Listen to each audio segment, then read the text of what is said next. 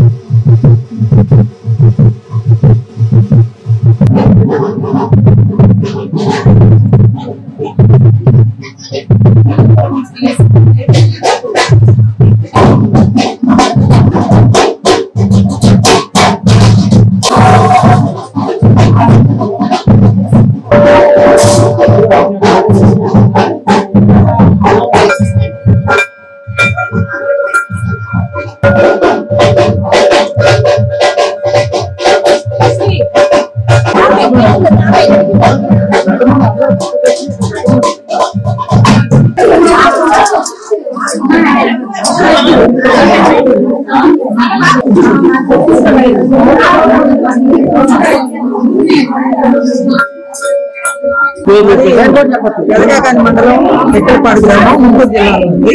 ఇక్కడ మోపత్తి వారి మహాలక్ష్మి అమ్మవారు ఇక్కడ మాకు మోపత్తి వారి దాదాపు 7 సంవత్సరాలు అయింది. ప్రతిష్ఠించడం. ప్రతి సంవత్సరం వార్షికోత్సవం సందర్భంగా మేము సారి సమర్పిస్తాము.